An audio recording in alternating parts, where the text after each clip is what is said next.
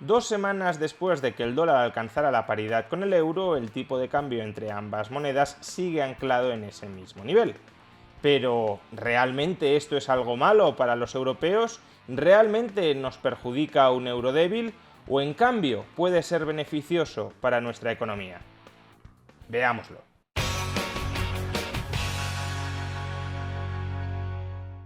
Céntimo arriba, céntimo abajo, el tipo de cambio entre el euro y el dólar sigue anclado en la paridad. Las razones de por qué el euro se ha debilitado tanto frente al dólar durante el último año ya tuvimos ocasión de explicarlas de manera desarrollada en un vídeo anterior.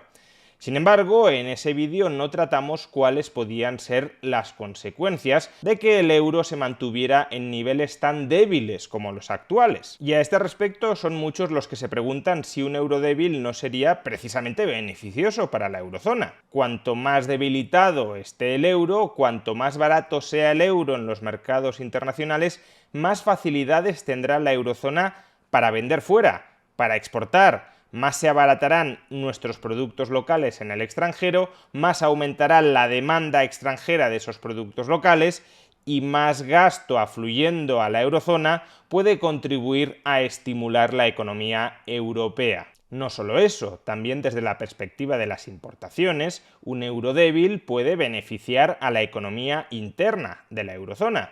Si el euro está débil, eso significa que importar desde el resto del mundo nos sale más caro, que los productos que se fabrican en el extranjero cotizan a efectos prácticos a un precio más elevado, porque si hemos de comprar divisa extranjera para comprar esos productos extranjeros, como la divisa extranjera se nos ha encarecido frente al euro, también esos productos extranjeros se han encarecido en términos de euros.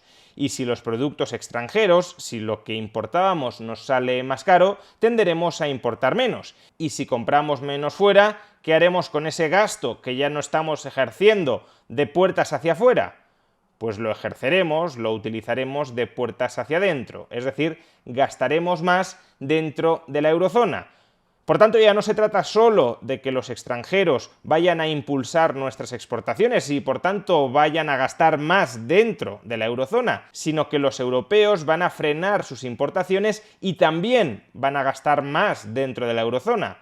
Más gasto externo en la eurozona y más gasto interno en la eurozona, más impulso al crecimiento económico. Esta vendría a ser, grosso modo, la teoría, la explicación que reside detrás de la bonanza, de la supuesta bonanza, que las depreciaciones de la divisa tienen para impulsar la economía nacional. Depreciar facilita a los productores nacionales a costa de los consumidores nacionales.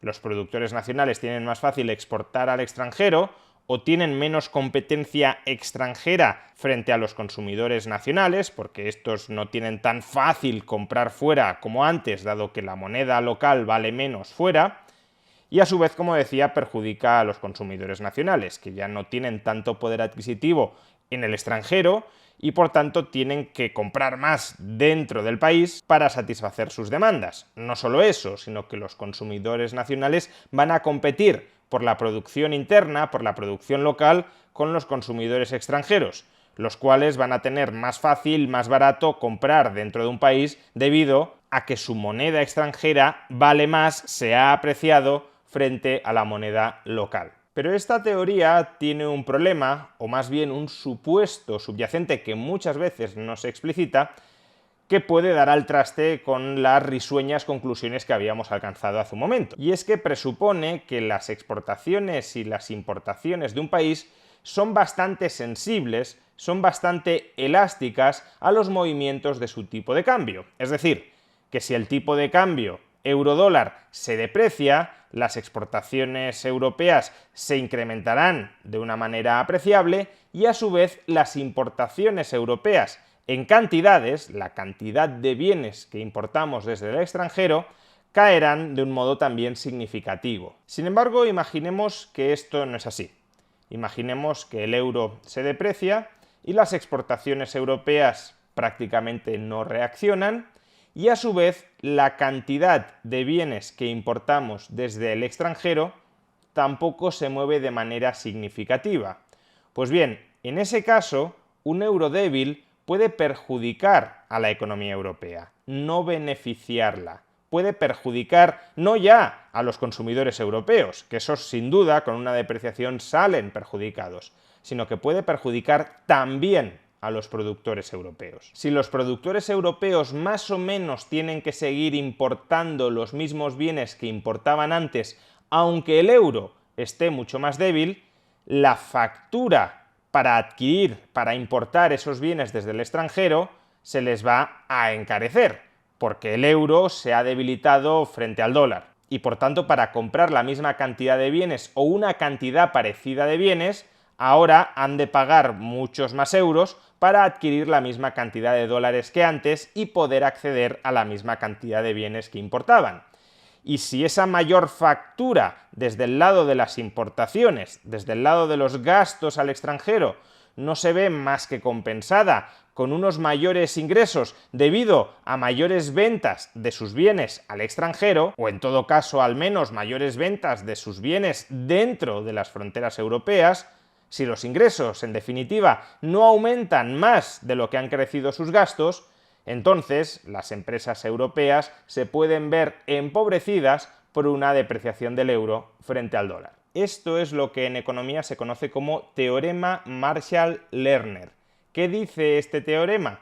Pues que si la suma de las elasticidades de las exportaciones y de las importaciones ante el tipo de cambio, si la suma en valores absolutos de estas dos elasticidades no es superior a 1, entonces una depreciación del tipo de cambio lo que hace es incrementar el déficit comercial del país. Lo que tiende a hacer es a aumentar las importaciones más de lo que aumentan las exportaciones. Es decir, repito, que si exportaciones e importaciones no son muy sensibles al tipo de cambio, una depreciación del tipo de cambio lo que hace simplemente es aumentar la factura de las importaciones, porque para comprar la misma cantidad de bienes en el extranjero, ahora hay que entregar una mayor cantidad de divisa local, y sin embargo no vendemos más al extranjero, con lo cual se nos encarece el precio de lo que compramos, pero no vendemos más en volumen. Y sin duda la economía europea se arriesga a caer en esta misma trampa.